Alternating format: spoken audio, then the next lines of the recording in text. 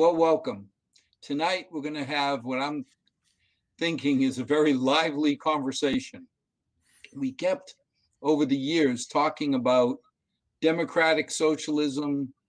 I wouldn't say undemocratic socialism, but different flavors of socialism. And the group decided, because I, for one, was confused over what the differences are between socialist theories of old, socialist theories of modern times, communist theories. So we decided to get together and try and explain what is socialism and what is communism and where can we go with it. So why don't we start with introductions? Chris? I'll go first. Christine Crane from Milford, part of the Democratic Town Committee, State Committee, and union member. Glenn? Glenn Wyke, also from Milford, also part of the Milford Democratic Town Committee. Rand? And I'm Rand Barthel, and I live in Mendon, and I am a member of the Mendon Democratic Town Committee and also a climate activist with 350 Massachusetts. And I'm Al Correa, who's just the old man that the liberals think is too conservative and the conservatives think is too socially aware to be a conservative. Mm-hmm. So, Rand, why don't we start? Square one. What is socialism? Okay, so I'm going to go ahead and read the definition of socialism from the Merriam-Webster Dictionary, the online version, which is a reasonable place to start, although it may be a little dated. So the first definition is any of various economic and political theories advocating collective or governmental ownership and administration of the means of production and distribution of goods. Second definition, a system of society or group living in which there is no private property. Also a system or condition of society in which the means of production are owned and controlled by the state. And a third definition is a stage of society in Marxist theory that is transitional between capitalism and communism and distinguished by unequal distribution of goods and pay according to work done. Now, that's the traditional view of socialism. Glenn, Christine, you want to comment on, is that what we have today with people like Uncle Bernie? Well, I don't know where Uncle Bernie sits with that at this point. You know, I think he's probably more traditionalist in that definition and his approach, but I don't think we have the old way of thinking in socialists right now. It's not quite as rigid, I think, as that definition is. It seems to be a little more fluid. And at the end of the day, the discussion about social, about maintaining status quo for certain people. And that's where the fear comes in. People don't want to give up control and power. And so they use socialism as the boogeyman, when it's really not that evil. And in this country, it's not, we were talking earlier, it's not that we have capitalism or socialism. It's not binary like that. It's really more of a spectrum, you know, because, you know, we have some socialist programs here that people really like. Medicare, you know, Veterans Administration, Social Security. And God forbid you take that away from anybody and they'll be the first ones to protect it. So we have a real misunderstanding on what socialism is. And we use these labels to kind of instill fear in people. We have a mixed society and it seems to work. And when it doesn't work, it's when one side has too much power over the other at the end of the day. Yeah. Glenn? If I could talk about the first bullet item, which was a collective or government ownership. Mm-hmm. I don't think many socialists these days think that government ownership of every industry is a good idea. In fact, there's a whole group of socialists out there called anarcho-socialists who don't believe in a central government at all. But they do believe in collective ownership of the means of production, which really comes down to workers owning, owning the abilities, owning the workplace, basically. You own the means of production in your workplace. And that can mean you work at a cooperative where you are not only a worker there, but you are a shareholder. You make decisions democratically in your workplace, and instead of the boss hiring and firing you, you hire and fire the boss. So it's a very different idea in a cooperative, let's say, than other places. We actually have workers' cooperatives in the state and in the country. But is that in and of itself socialism? I wouldn't necessarily say that. But it is a socialist concept, certainly, and I think it's something that we've come to, at least to some degree in this country, agree that it's a good idea and something that we should pursue more, rather than having traditional private enterprises. I'd like to just bring a little bit of local interest in here. Halfway in between Mendon and Milford is a town called Hopedale, which started out as an attempt to create a communitarian or collective model of how the Industrial Revolution could work. And people like Aidan and Hosea Ballou were involved in creating this thing that still has the name Hopedale on it, because they were hopeful that this would be a better model. I didn't know that. Yeah. Now, Hopedale, totally dependent on the Draper Corporation. Well, it did evolve that way. See, and that's probably the part that I'm most confused at is, Glenn, in your mind, where has socialism, where's it worked? What country has made pure socialism actually work? So I think one of the issues that we've had in trying to measure the effectiveness or the usefulness of socialism is the fact that anytime a government shows up and says, okay, we're socialist and we're going to redistribute wealth and we're going to collectivize commodities, no more big oil companies in our country, we're going to run them for the good of the people, what immediately happens is the CIA shows up and starts assassinating people.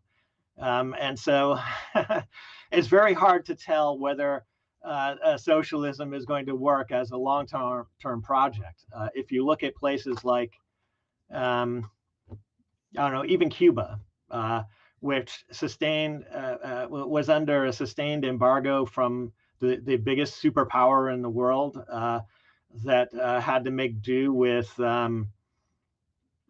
repeated assassination attempts on its leaders, and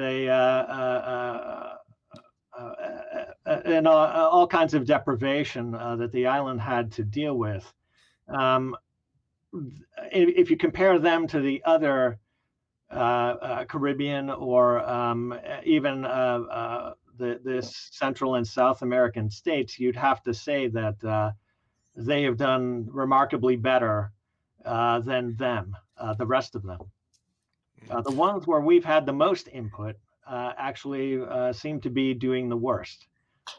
For instance, Honduras, which we've repeatedly overthrown the government, and it has a bunch of fascists in charge right now.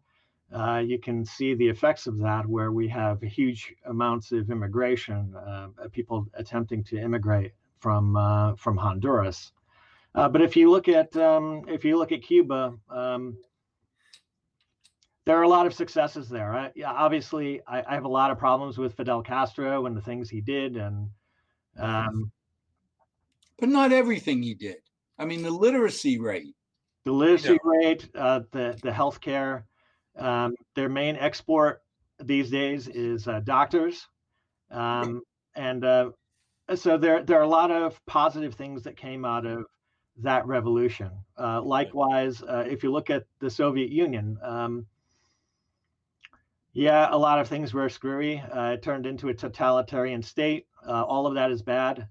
But they turned an agrarian, poor society into a superpower in 40 years. But would you want to live there? No, No. but I mean, I Uh, got in trouble once for driving down Leninsky Prospect with my headlights on at night. Oh. I got stopped by a policeman and he started banging on my car. And I knew enough Russian to understand I was insulting the Communist Party by turning on my headlights because I was saying they weren't supplying enough light. Oh, And really? yeah, I mean, that's a true story. I was Mhm. driving the car. And he got rewarded for doing stuff like that. Oh, I don't know if he did, but I'm sitting there saying, I'm sure he did. I'm sorry. Mhm. Why? Just why? Yeah. So it's Well, not a place I can pick off different things that were good, but I turn yeah. around and say, would I Yeah. leave Milford to live in Moscow? I don't think so. Well, Yeah. ultimately, if you don't have a voice and you feel like you have no input or control over your area of life, I mean, that becomes very stifling, no matter how generous a government may be. That's what happens when people get overly controlled. There's no autonomy. and I think we have to learn from the attempts and the successes and the failures, and I think we generally have.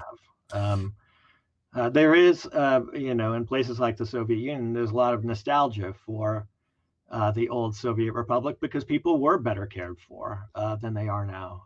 Right now, after the Soviet Union fell, the Chicago boys went in there with their libertarian economics, Mhm. and it was like a giant bowling ball running through the country. And now they have huge monopolies, billionaires who run the country, and it's more or less a failed state. I mean, it's a very sad situation for most people. Homelessness is on the rise. In the former Soviet Republic, they didn't have homelessness because housing was not commodified. So they have all the oppression that they had under the Soviet Union and none of the advantages. Right. And so, I mean, I would like to suggest that. I mean, you said an important word in asking, "Is there a place where pure socialism has worked?" And I would tend to suggest that there aren't very many such places where pure socialism has even been tried. But when people in sort of in left wing circles in this country think about what an improvement in our current system might look like, they tend to look more at the model that the Scandinavian countries and some of the other European countries have, which is, social democracy or democratic socialism, depending on how you want to say it, which is a mixed economy where the sweet spot is a little further towards the collective and away from the individual a little bit more than what we have. Certainly, they have a far more generous welfare state than we do, in basically every regard.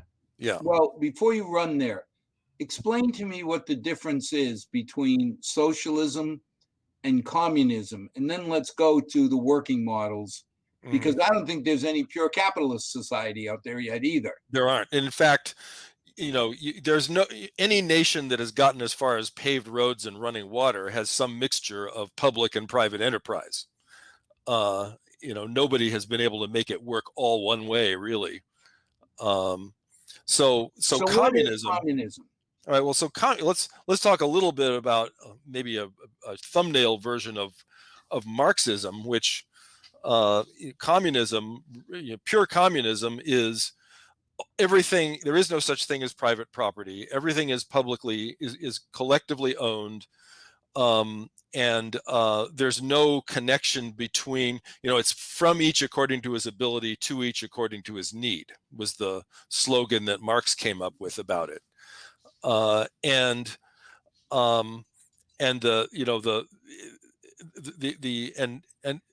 to kind of continue with the Marxist model a little bit, he had a whole theory of how societies evolve that was sort of like a quantum theory. It said that there were a series of inevitable stages that societies had to go through in order to get to the ultimate place we were evolving towards, which was communism. And these quantum leaps, if you will, were violent and discontinuous. They were revolutions between classes.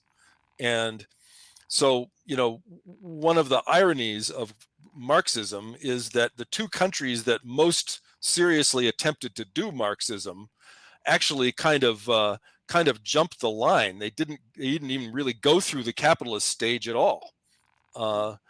Russia and China were both basically agrarian feudal type countries, pre-capitalist countries, when they attempted to leapfrog what Marx said was the inevitable progression that society had to go through. And I'm not a fan of his theory. I don't think it actually models reality very well, but that's what he said. I'm a fan of his theory as long as it doesn't deal with human beings. Well, this is the problem, is that the whole idea is that you can't very well build a social theory that doesn't involve human beings, right? Well, no, but think about it. From those according to their abilities. I have an old computer.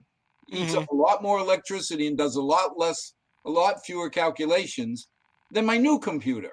It just, when I think of near Gorky Park in Moscow, seeing a group of people every time I went to my office, there was like 10 or 15 people standing there every morning. I finally asked, why? Yes. They said, well, they work at the factory. Oh. Said, what factory? Well, it burned down 2 years ago, but they still have to show up because they're employed at the factory. Yeah, a saying I recall from the Soviet period, some Russian commentator said, basically, they pretend to pay us and we pretend to work. Yep. But another big mistake that they made in the USSR was,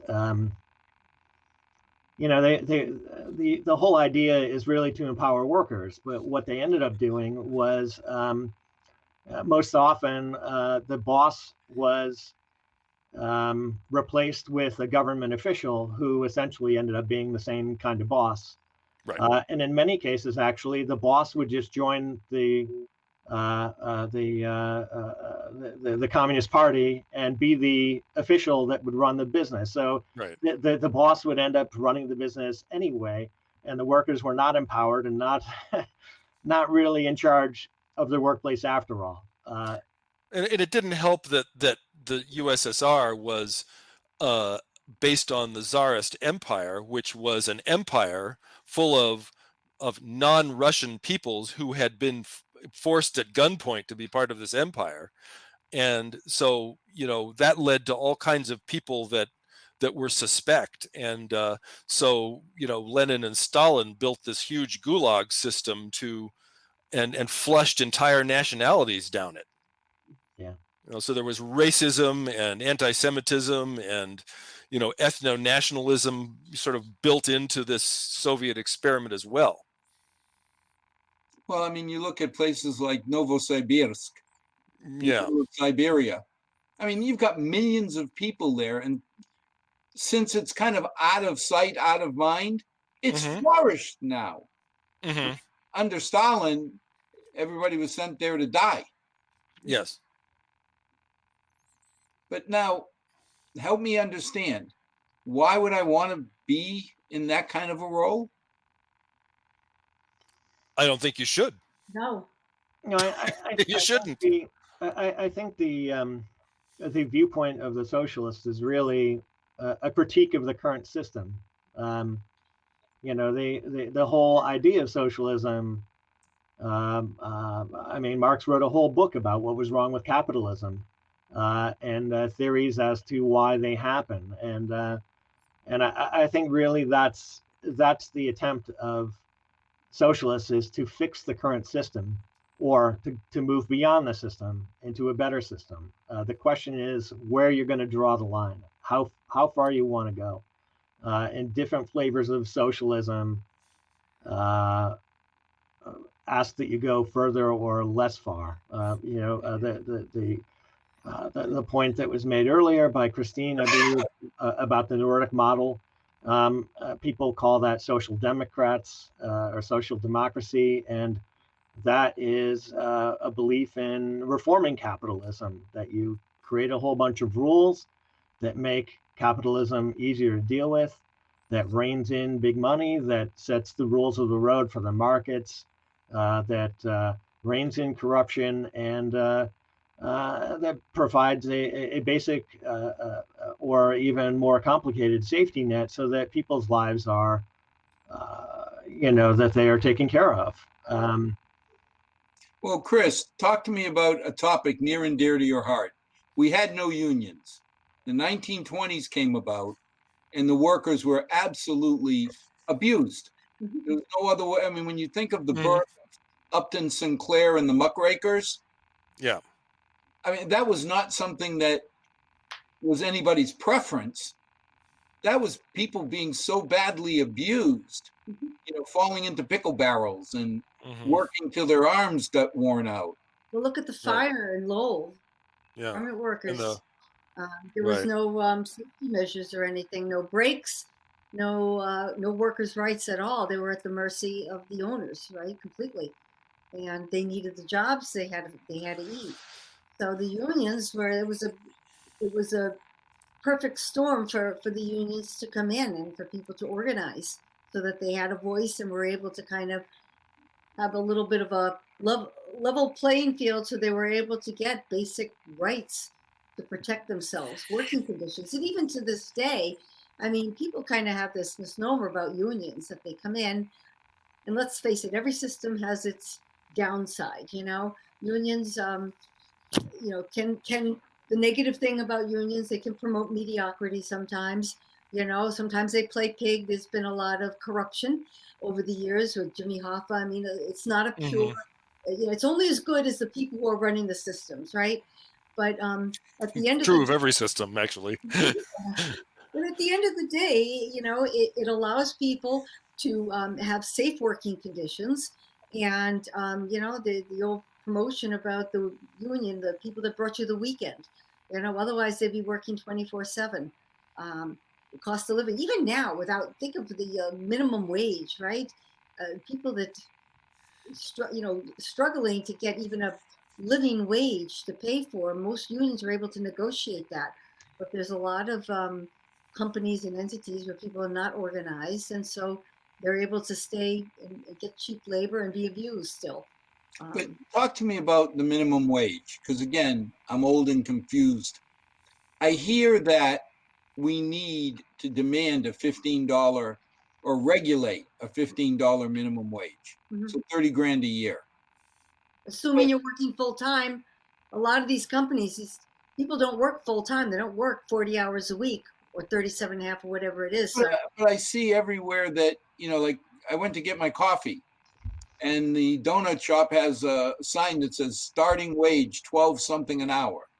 I mean, I guess the part that confuses me is, won't the market take care of that? That if you're not paying your people fairly, they'll go somewhere else. Well, actually, I think the fact that you have people offering those lower wages kind of demonstrates that the market isn't taking care of that. The federal minimum wage is still at what, $7? $7.25. Yeah, right. But who would work for that money? What's that? Who would work for that kind of money? I mean, Dunkin' Donuts is paying $13 an hour. Why would I go work somewhere else with $7? Well, you need to have options in order to make that decision, right? And a lot of people, unfortunately, don't have that option. So the minimum wage is there to provide a floor that nobody's going to fall under. And that's why we need a minimum wage, is because there are, especially with the last 40 years where we've seen the government not care about antitrust anymore, and we've allowed monopolies to form basically in every industry. That's right. These massive monopolies are actively suppressing wages every way they can. We've encouraged, policies have encouraged the migration of manufacturing overseas also. I mean, that's another approach, because I mean, ultimately, if capital could really have what it wants, its ideal model would be slavery, right? There you go. where they don't have to pay you anything, but they do, all they have to do is keep you alive. And then the next step after that is automation, where you buy the thing once and then you maintain it, and it's not even human. So all of which shows why reforms and rules and regulations are necessary under capitalism to make it a livable system for working people. But don't worry, though. Corporations don't mind socialism when it comes to corporate welfare, though. Of course not. They're all about it. They want it both ways. Yeah, I wanted to hired substandard workers. Okay, I can hire people at $10 an hour. Mm-hmm. Am I going to get the same productivity out of them as people that I pay fair wages to? Am I going to get the same loyalty? I mean, it would seem counterproductive to me. I hire Rand. I spend a year training him, and then he leaves. Now I got to start again. Well, that's why they argue about higher wages to keep people. There's less turnover, more loyalty to the company, if they're treated well. And that's been proven, I think, over and over again. You treat your employees well, they do tend to stay. You treat them like crap, they're not going to stay, and they're going to look for the next best thing. Nonetheless, different companies try it different ways. Costco has been cited as an example of a company that has what all of us might regard as a more enlightened policy about who they hire and how they retain skills and talent. But what do they do that's different? I am not probably the best person to ask about that because I don't know the details, but my understanding is that they do pay their workers a little better, and they do make an effort to make sure they get useful training, and that's good for the company and stuff like that. So how do we deal with companies when, like a Walmart, then they don't pay a living wage, and the government ends up subsidizing these workers who work there because they're not paying them enough? So they go on food stamps. Oh, isn't that socialism? That's what I'm saying. We're not pure capitalist. No. I mean, No. Somebody making $100 is paying more taxes than somebody making $20. They're relative. So to me, that's socialism. I mean, you're kind of leveling the playing field. You're redistributing wealth that way. I don't know if I see it as socialism, but Oh, it's not capitalism. It's what to call it. What do you take of today? You talk about wanting to move to a more Nordic model. What things would change? What would you look to have different? I think the number one thing would be truly universal healthcare. We have universal public education in this country by law, and we could do a better job of investing in it and making it better. But the one thing, kind of the biggie that we don't currently have is really a system of universal healthcare. We have kind of a hodgepodge under the Affordable Care Act of a little of this and a little of that, and it purports to be universal, but it isn't quite universal in practice. And it's suffered over the years because Republicans have done everything they could to sabotage it in the states they control, and it's kind of overly complicated, and it's an overly complicated and clumsy solution to that problem. Tell me about it. I got to tell the insurance companies when I say, listen, we have health care. We don't have health coverage. And I think that it just feels like we have health care. We have good health care, but people can't afford it because if they don't have insurance coverage, when they get sick, they'll go into debt, and then they could be out on the streets. So but don't we have to cover people? I mean, from a moral point of view, I don't know anybody who's going to look at a sick kid and say, I'm not going to help you. But from an economic point of view, if you got the sniffles, and you can go to your doctor and get medicine, get treatment, whatever. Okay, so that costs a little bit of money.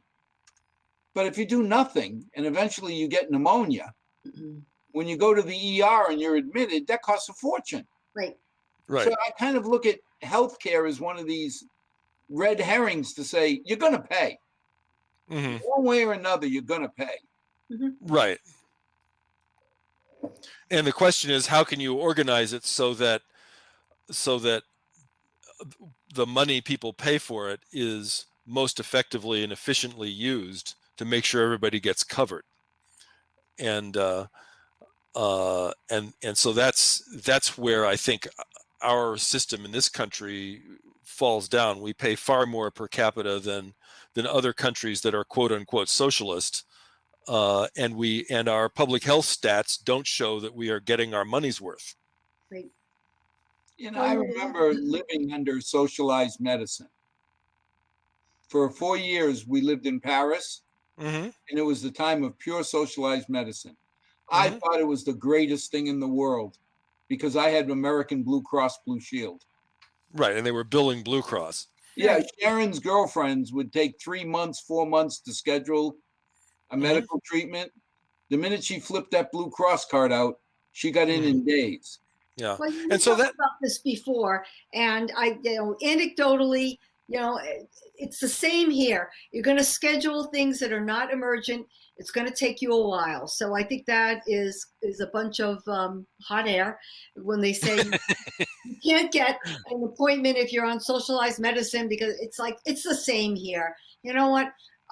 You look at any other country, they run more efficiently, and the cost of healthcare is in single digits compared to our cost of healthcare in this country, in double digits, part of our GDP.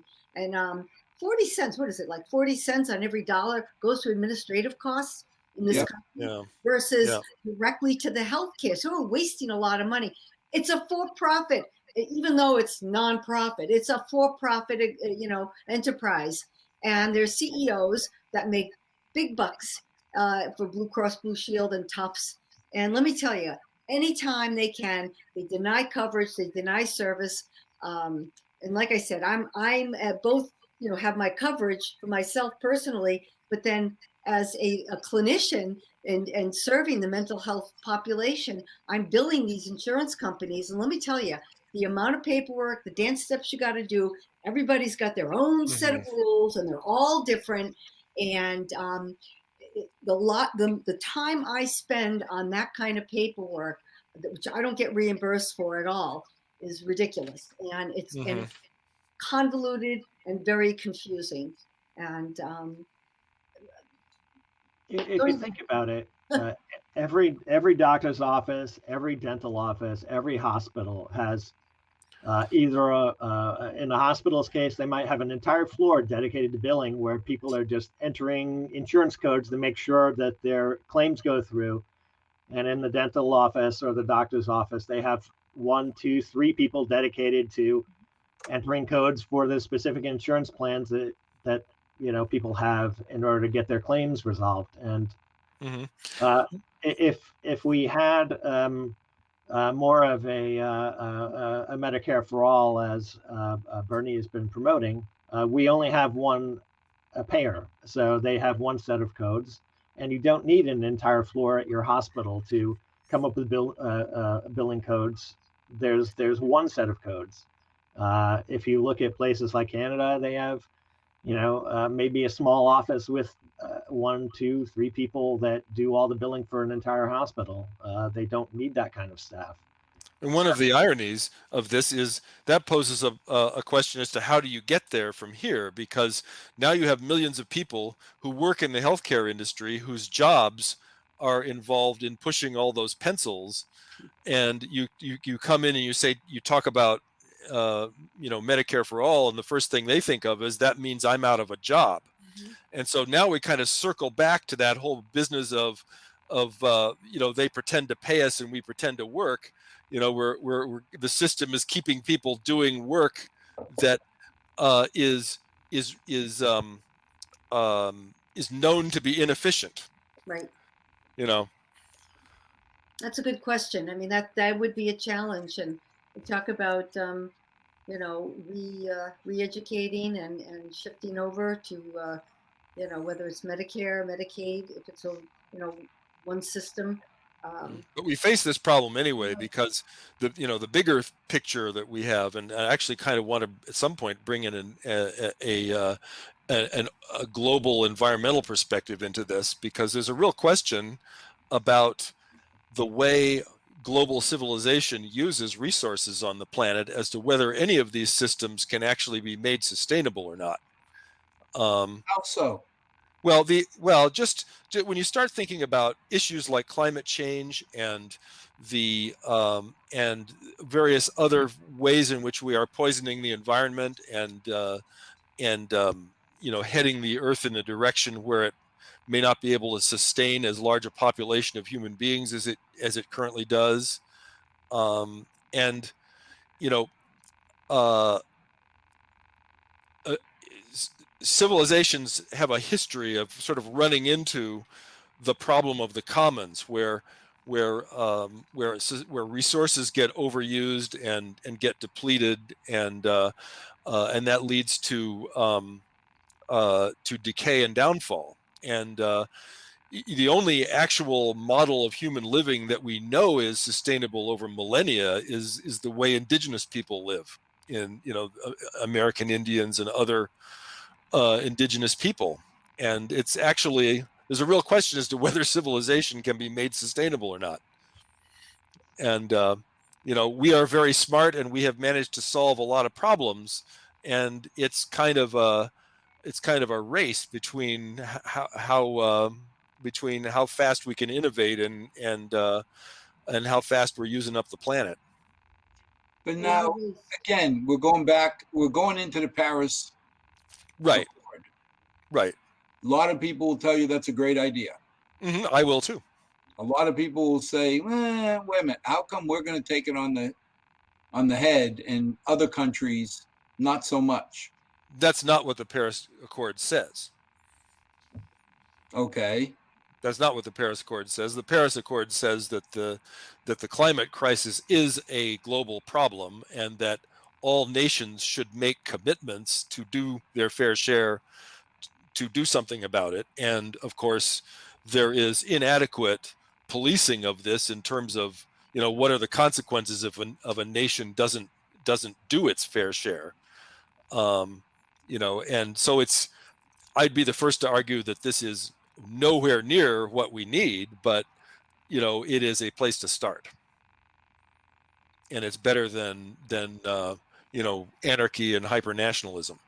Well, I think a lot of the supporters of staying out of it felt that we were getting a raw deal compared to countries like China. I'm not sure. It's actually been more aggressive in implementing. I was just going to say, yeah, I'm not sure that's true. I think a lot of those people are misinformed. Yeah. So you feel that, looking at the data, that we're getting a fair deal? How are we not getting the fair deal, Al? I don't know. All I read is that we're going to put a lot more environmental constraints on, and that's going to ship jobs overseas. Where are you reading that from? What articles? What news source? Even the New York Times ran it. Well, there's definitely not far right at all. No transition is going to be painless, and I think that's what supporters of that viewpoint would want, is that they want some kind of painless, magical transition where they can have their cake and eat it too. But the reality is that it's got to be done, and actually, clean energy companies hire and support far more jobs now than fossil fuel companies. So that's the major houses in Milford. You look at the houses in Milford. You're seeing more and more solar panels come up, and personally, I think it's a great thing. I mean, when I grew up, I didn't think we ever saw a solar panel. There weren't. So, except on space probes. Seems to make sense to me. I mean, there's certain things like, Rand, I wish Carolyn was here. She'd be able to explain the pipeline coming from Canada. Yes, I can talk about that too if you like. Okay, if we're going to stop that, Mm-hmm. because it's going to cut back on the amount of greenhouse gases, Mm-hmm. how? I mean, What? people are going to get oil from somewhere else and still burn it, right? Well, people will get oil from somewhere else. Some of the somewhere else's are, I mean, the tar sands is a particularly egregious type of crude oil that is environmentally far more destructive than normal oil drilling. But the reality is that we both have to transition our economy away from burning carbon-based fuels to other sources of energy. And the reality also is that is going to happen because these technologies are beginning to take the lead, and fuels like coal and later oil and gas are in the process of becoming obsolete. Look Well, what And so it happened will happen during the anyway. pandemic, and oil prices dropped. There's starting to be a shift on more and more green energy, green alternatives. And so, yeah, we're trying to, there's a bill I know that we've filed a number of times trying to divest from fossil fuels in the pension plans. It's going to lose money at some point. It And is losing money already. yeah, we need to start kind of looking forward instead of getting caught with our pants down. Well, I got a chuckle out of our president canceling the pipeline, because I thought, let's see, for them to break even, they need to be around $100 a barrel. Who's they? The oil companies, the tar sands people. the tar Okay. sand, to take and feed that pipeline and Yes. be profitable. I don't know what the exact margin is, but they talk about $100 a barrel oil. I'm We're not at sure it's quite 40. that high, but it is way higher than what oil is at right now. We're at And- 40. That pipeline's going to dry up on its own. Yeah. Well, and actually what they're doing is the companies that are involved will sort of run the pipeline because it causes them to lose money less fast than they do if they just shut it down. Ah, It's sort of like they're in a death spiral, but they'd like to hit the ground a little later rather than sooner. The problem with the fossil fuel and the oil companies, and my husband made a good point one time saying, the railroads kind of became obsolete at one point because they thought they were in the railroad business, but they were in the transportation business. Mm-hmm. And oil companies aren't in the oil, but they should be in the energy business, and they're very myopic in their thinking. And they have an opportunity maybe to transition to green energy or to think and to stay survival, Mm-hmm. but they're digging their heels in, and they feel like that this is going to go on forever, and it's not. Well, and to use a metaphor, the train is leaving the station for them. They are, other people are now in the driver's seat of the technologies and so on, and people like Elon Musk, and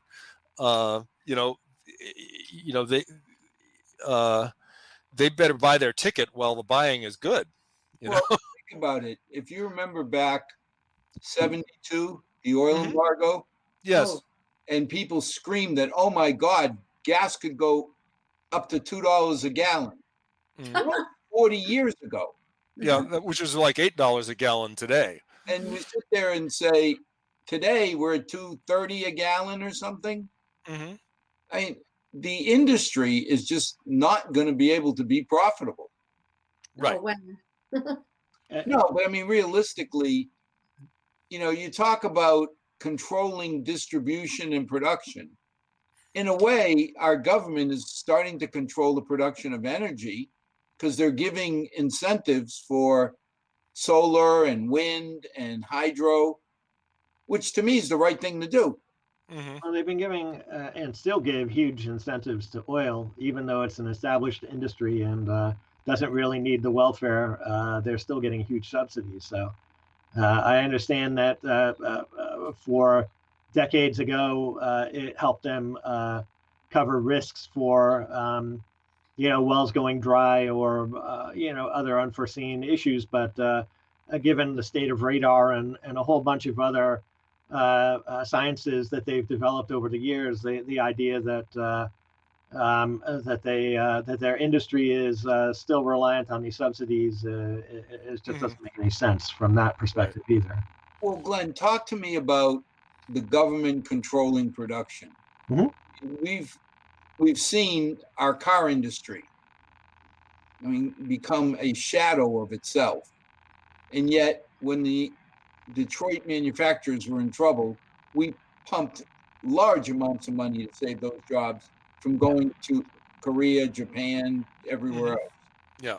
Should we be doing that? For the oil The short answer is yes, but I think it's not.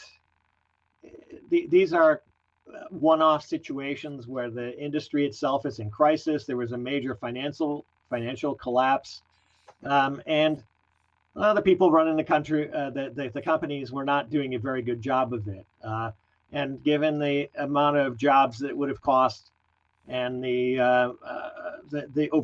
overall health of the industry in our country, it was probably a good thing to do one time. I wouldn't want to do it over and over again, for sure.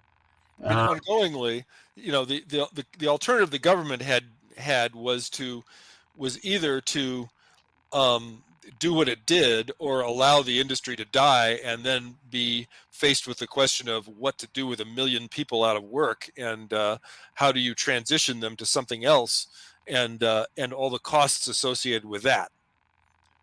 I'd like to make one last point about what other countries are doing regarding the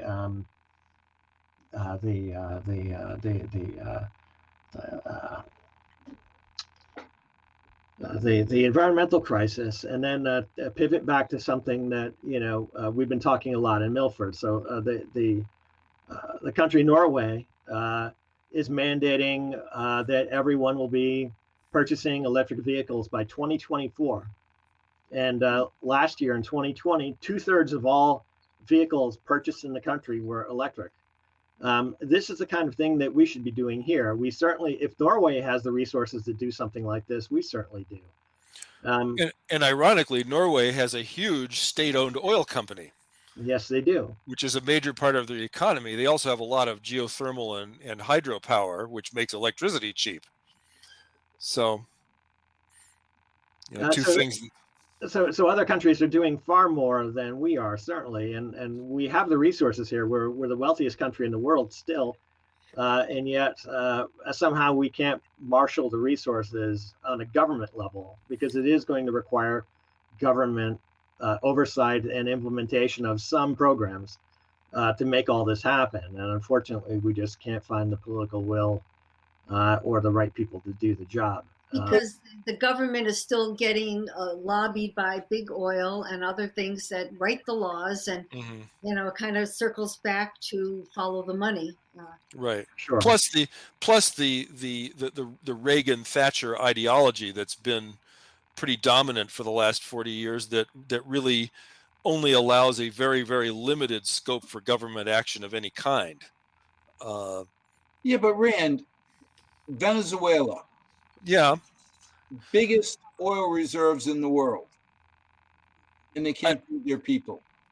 Well, yeah, because they have a failed state. They have a highly corrupt and authoritarian system that, incidentally, it's probably not an accident that they are a petrostate and that they have that kind of system. Right. And I think under Chavez, things were better. I don't think Maduro is doing a particularly good job. Hasn't been. It would be hard to argue that he was, given what's going on there.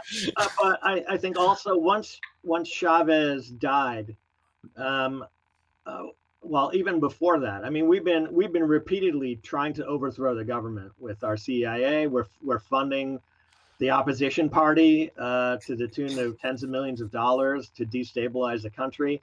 And, so it's very, like I said before, it's very hard to gauge whether Venezuela is failing on its own, or whether, I mean, certainly Maduro has mishandled virtually everything. But how much of that it has to do with our economic war on them, and our PSYOP war through the CIA.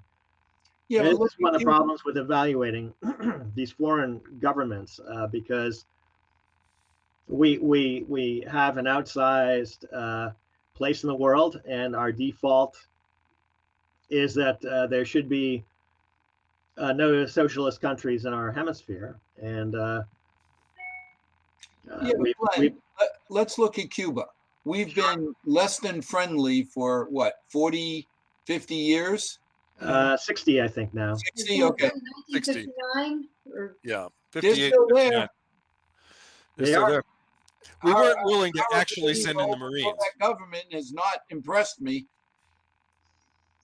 Yeah, I mean, I think that, again, they were under embargo from the world's biggest superpower.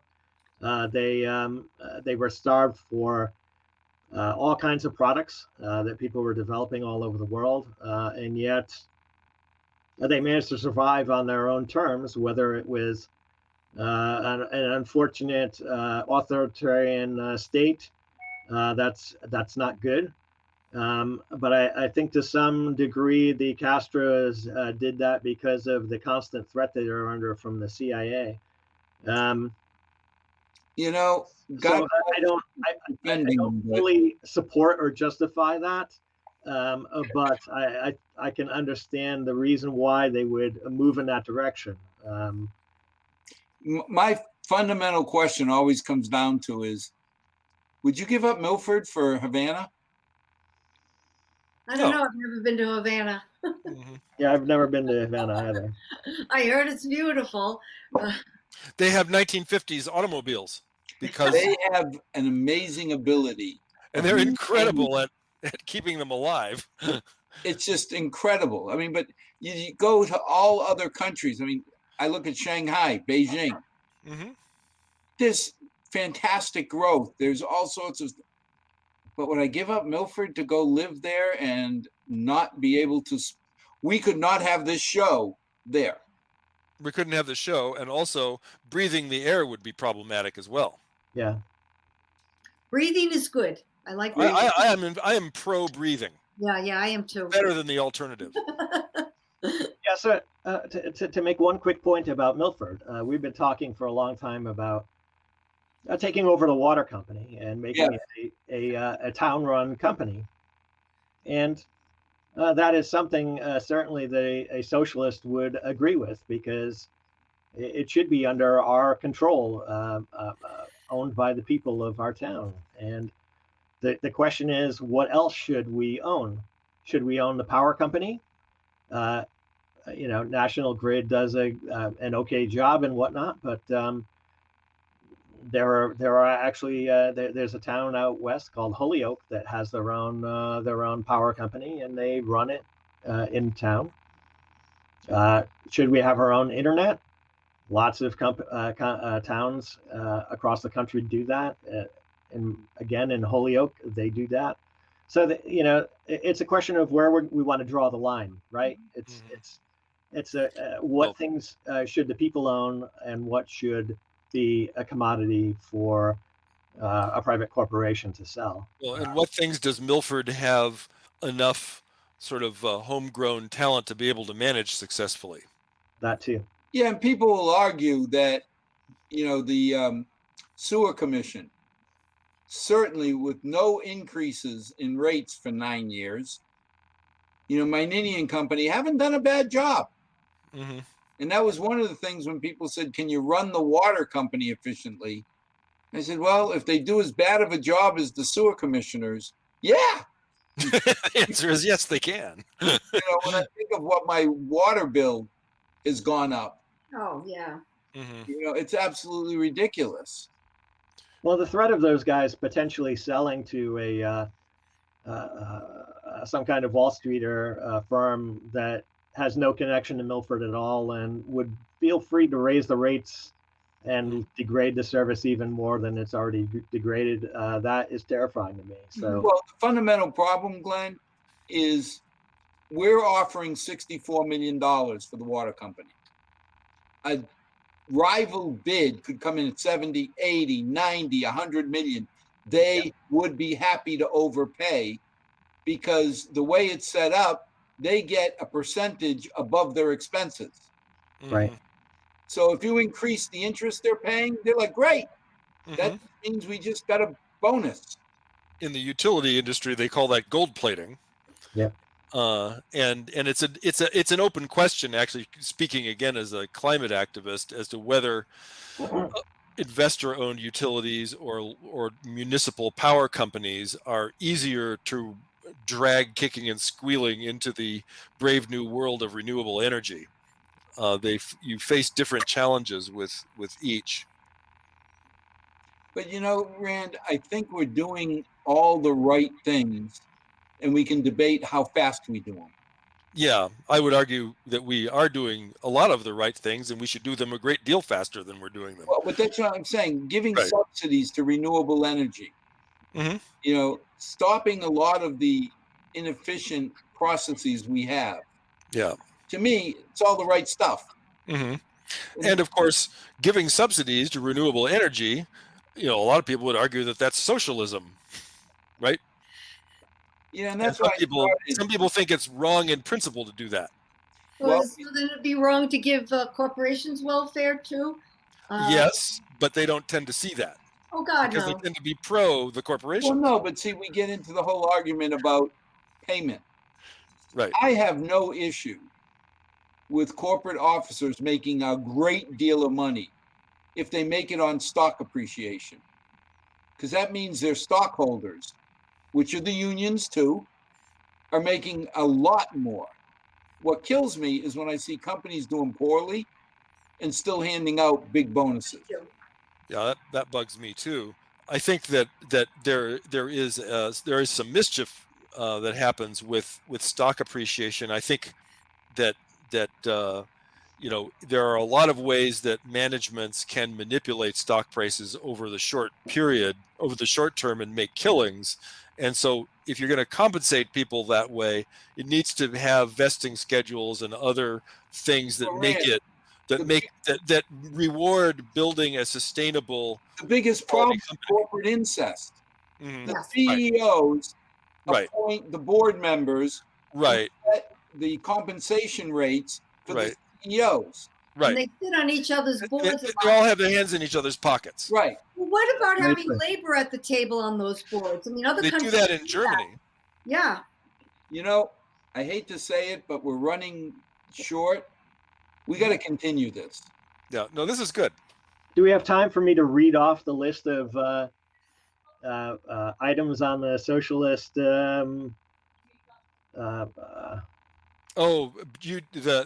have 25 seconds. Go ahead. 25. All right, that's probably not enough. Well, we'll do it on the next. Got another time.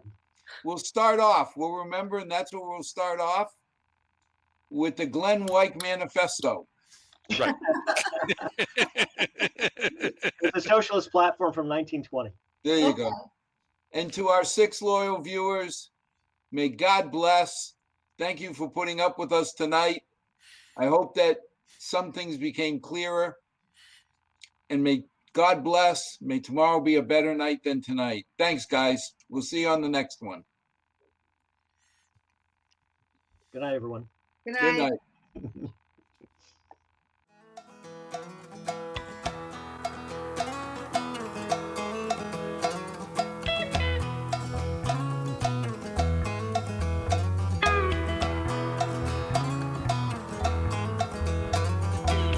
Too long since I've been home.